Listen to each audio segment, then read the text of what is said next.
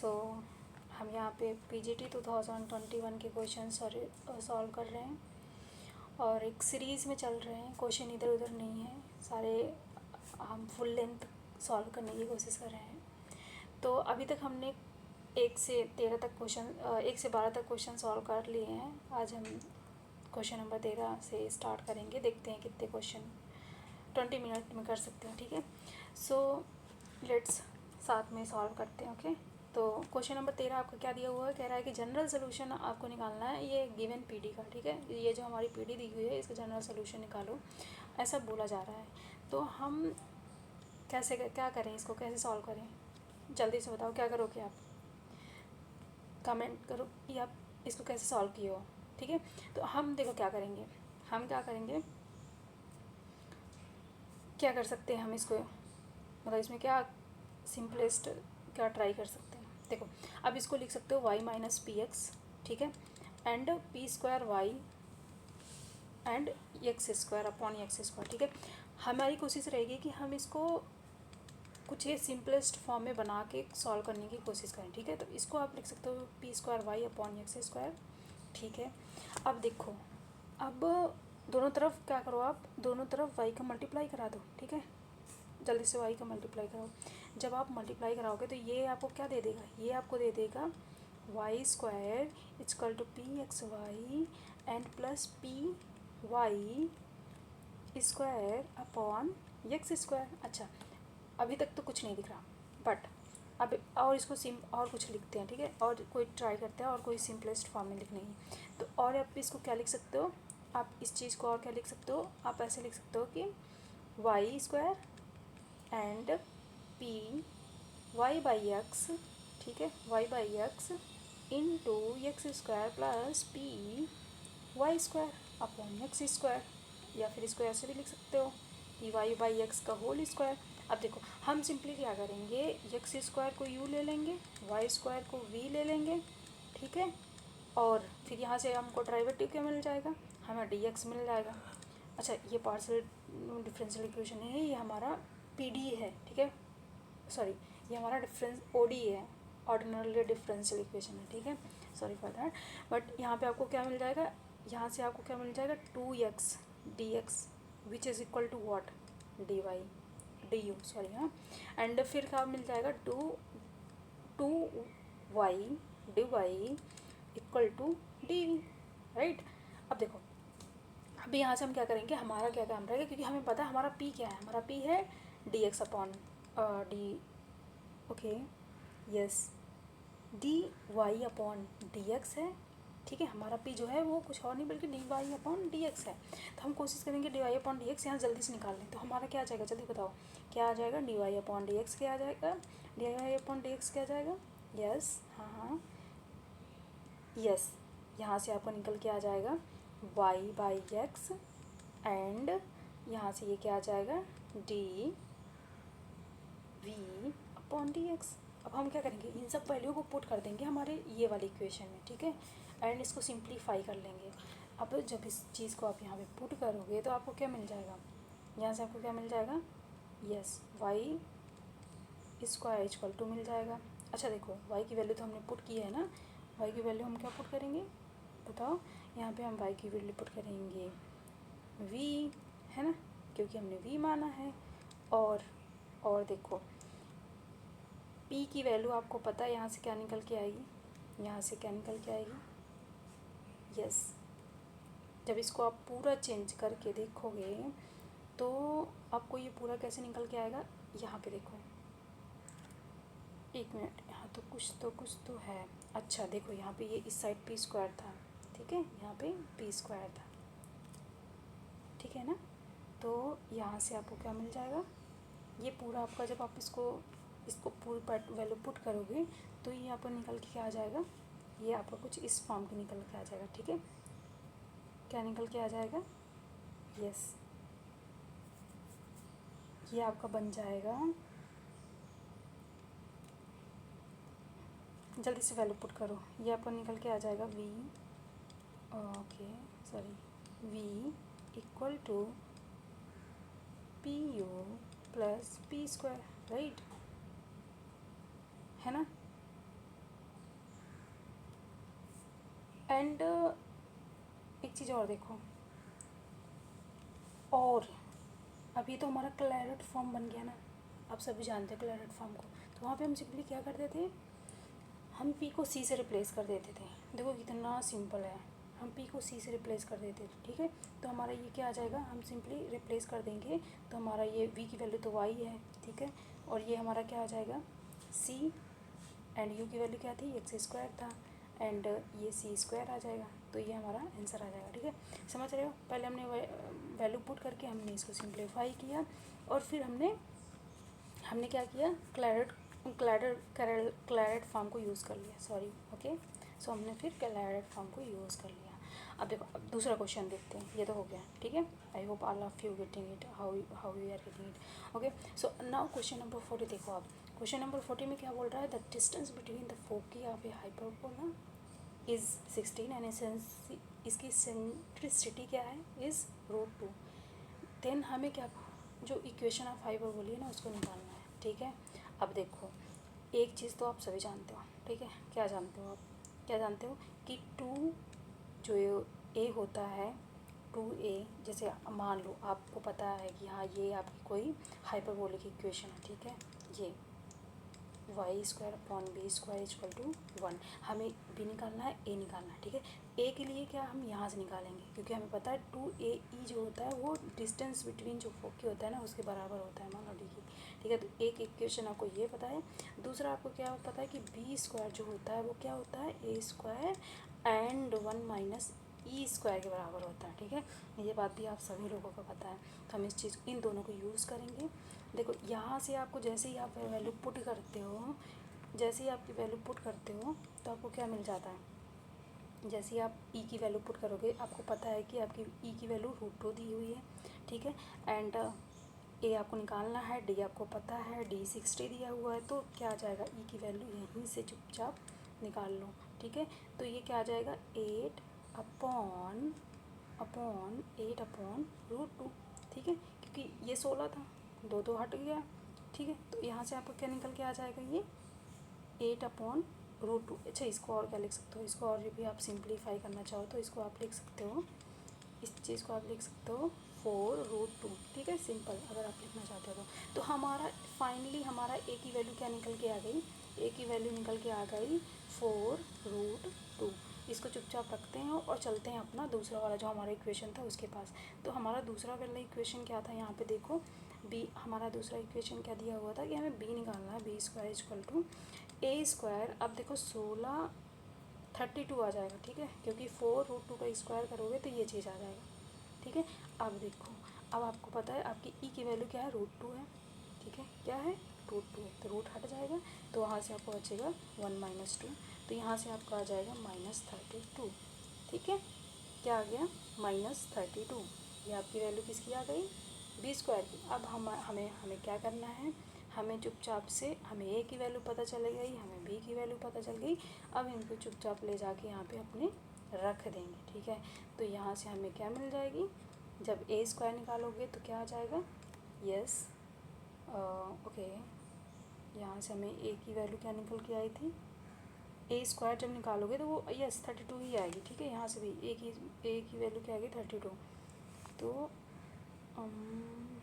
Yes, तो यहाँ पे 32, इसकी भी b की वैल्यू आई, इसकी 32 आई, इसकी आई -y² + 30 माइनस का 32, ठीक है, ओके, माइनस का 32 एंड प्लस का 32, okay. Is there anything wrong, because we are getting, okay, because I think I was, we cannot take like that, 1 - e², it is not 1 - it is e², sorry for that, e² and 1, okay, that is why, so we will get plus, sorry for that, so okay, so हमें क्या मिल गया, हमें a² की value 32 मिल गई, b² की value 32 मिल गई, and ये 1 के बराबर है, तो यहाँ से हमें क्या मिल जाएगा, x² - y² = 32, तो हमारा ये आंसर आ जाएगा, ठीक है। I hope all of you getting it, and if you like this video then please, यदि आपको ये वीडियो पसंद आ रही है तो लाइक कीजिए, सब्सक्राइब कीजिए एंड शेयर कीजिए with your friends, okay, so that I can keep motivating myself and uploading like that video more and more. Okay, okay, so अब देखते हैं हम क्वेश्चन नंबर 15 देखते हैं। ठीक है, हमारा क्वेश्चन नंबर 15 क्या है, जल्दी से रीड करो और समझो क्या बोल रहा है। कह रहा है कि the dimension of a vector space C over R of the complex number over the real number is. तो बेसिकली हमें डायमेंशन निकालना है। ठीक है, इसकी किसकी डायमेंशन निकालना है, हमें डायमेंशन निकालना है इसकी। तो यह हमारा complex set of complex number है, ये हमारा सेट ऑफ रियल नंबर है। तो आज जान लो, अगर जिनको नहीं पता इसकी बेसिस क्या होती है।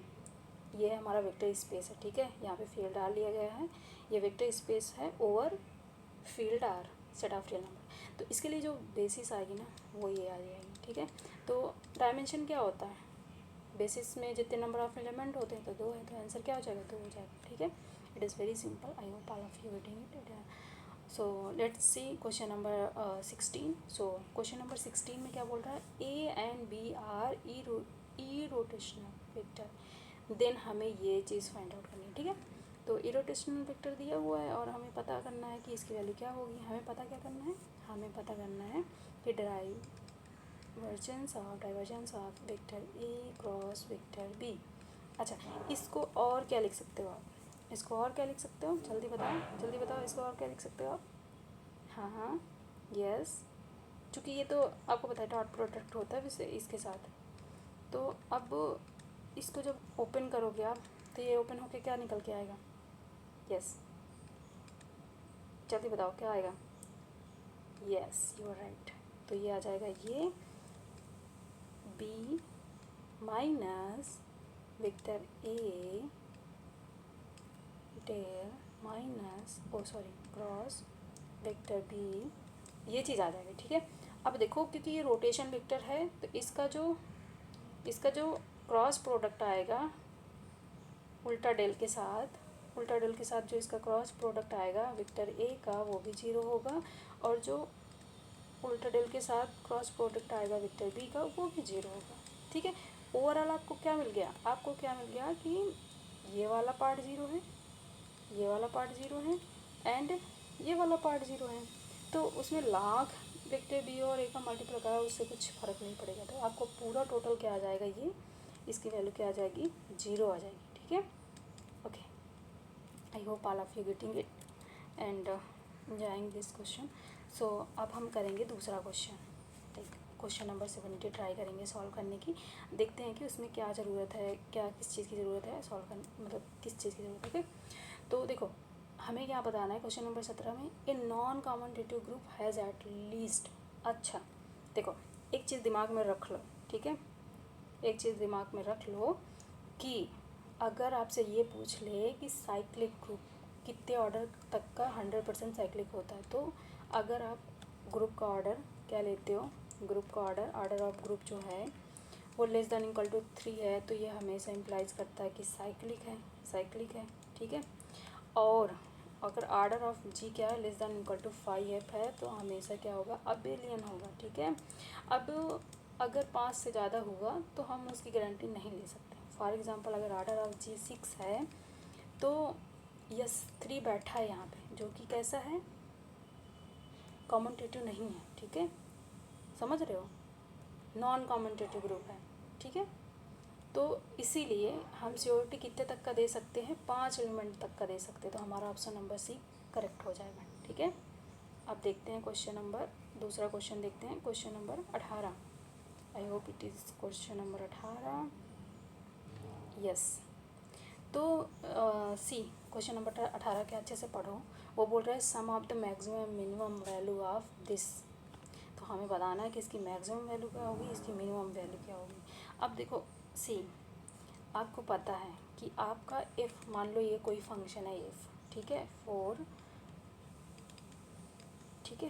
थीटा, कुछ वैल्यू दी है एफ़ की, ये ऐसे दी हुई है 4 थीटा।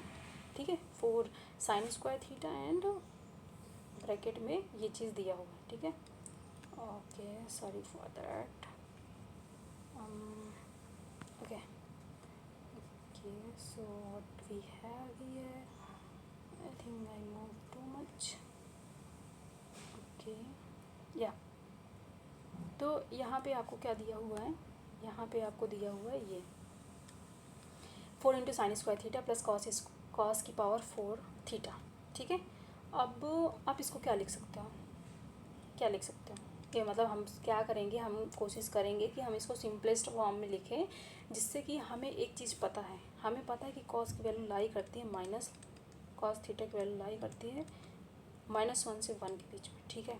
अब स्क्वायर वाली वैल्यू कहाँ से लाई करती है, कॉस स्क्वायर थीटा की वैल्यू कहाँ से लाई करती है, 0 से 1 के बीच में। अच्छा एक चीज़ और, कॉस स्क्वायर 2 थीटा की वैल्यू कहाँ लाई करती है, वो भी यहीं पे लाई करती है, ठीक है, दिमाग रख लो, ये भी यहीं पे लाई करती है। तो हमारी कोशिश रहेगी कि हम इसको जल्दी जल्दी इस फॉर्म में, कुछ सिंपलेस्ट फॉर्म में ले आएँ। देखो अब इसको आप क्या लिख सकते हो, और क्या लिख सकते हो, अब इसको लिख सकते हो आप साइन स्क्वायर थीटा प्लस, और इसको क्या लिख सकते हो 1 माइनस साइन स्क्वायर थीटा का होल स्क्वायर, ठीक है। अब इसको और सिंप्लीफाई करो तो इसको लिख सकते हो sine square theta and plus 1 minus 2 sine square theta.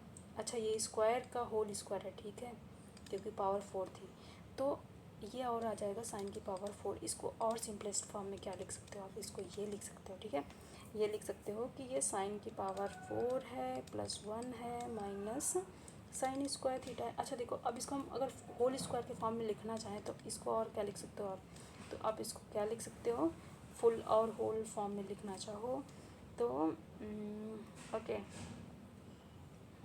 क्या लिख सकते हो यहाँ पे। अच्छा अगर मैं ये लिख दूँ 1 एक 1/4 घटा दें 1/4 जोड़ दें, ठीक है, हमारा काम हो जाएगा।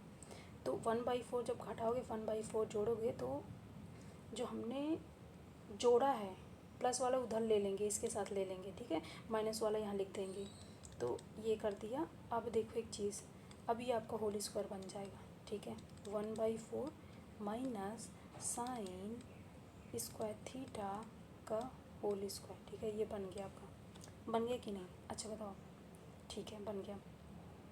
अब हम क्या करेंगे, हम इसको और सिंपलेस्ट फॉर्म में लिखेंगे क्योंकि हमें चाहिए मैक्सिमम मिनिमम वैल्यू। तो अब हम क्या करेंगे, हम इसको और क्या लिख देंगे, हमारा एफ बन के आ जाएगा 4 इंटू ये क्या हो जाएगा 3/4 हो जाएगा, ठीक है, इसमें तो कोई दिक्कत नहीं है।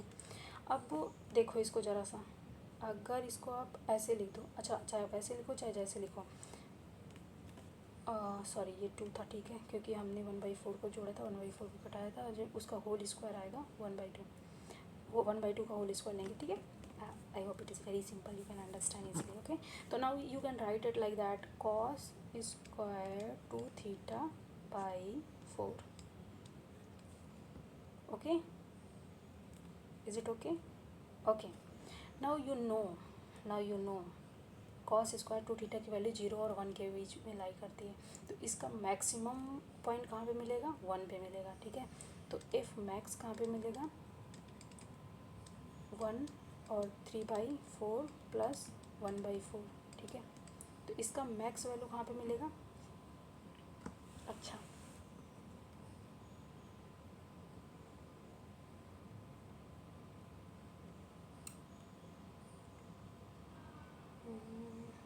ओके, सो इसका मैक्सिमम वैल्यू कहाँ से कहाँ कहाँ कहाँ तक के लिए हो जाएगा। Okay, I hope I am not doing anything wrong, okay. यहाँ पे हमने क्या लिया था, 2 लिया था एंड वो निकल के आया था 4,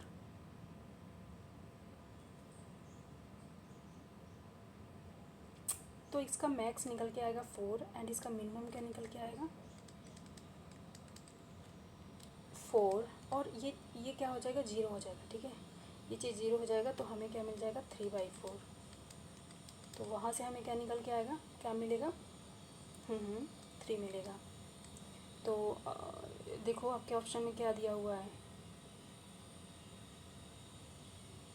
तो आपके ऑप्शन में ऑप्शन दोनों दिए हुए हैं, actually I think this question is not correct form, so they should give like that ना 3-4 आंसर लाइक दैट, इस तरह से तो आपका क्वेश्चन ए भी, ऑप्शन ए भी सही हो जाएगा, ऑप्शन बी भी सही हो जाएगा, ओके वट एवर, सो आपका दोनों ऑप्शन सही हो जाएगा, ठीक है।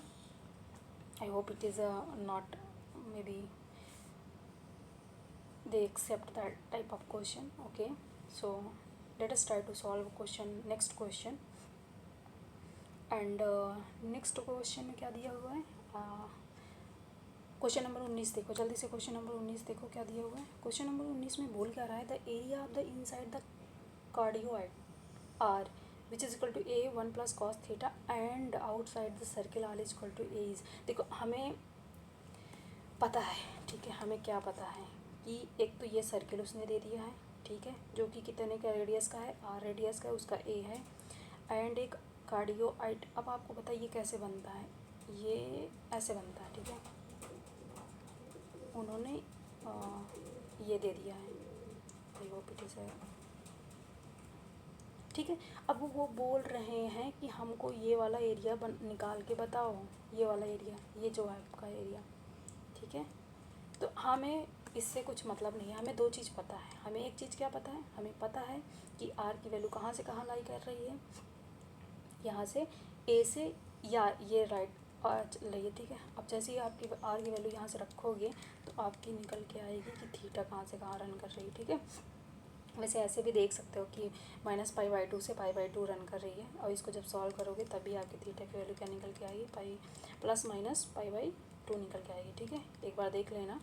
तो अब देखो, I don't like to solve like this question, but just try, okay. So आपको क्या आएगा, ये जो रीजन आएगा ये कुछ और नहीं बल्कि ये निकल के आएगा, ठीक है, -π/2 से π/2, एंड ये क्या हो जाएगा आपका, ये आपका क्या आ जाएगा, हाँ, ए से a इंटू 1 प्लस, देख लो कहाँ से कहाँ रन कर रही है ना, तो वही चीज़ लिख दोगे, ठीक है। और ये हो जाएगा R, okay, D R D theta. अब कुछ नहीं करना आपको, बस इसको सॉल्व करना है, ठीक है।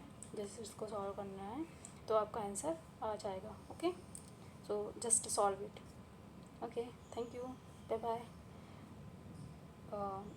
लाइक कीजिए, सब्सक्राइब कीजिए, और ढेर सारी ऐसे ही सीरीज़ के लिए, ओके, बाय बाय।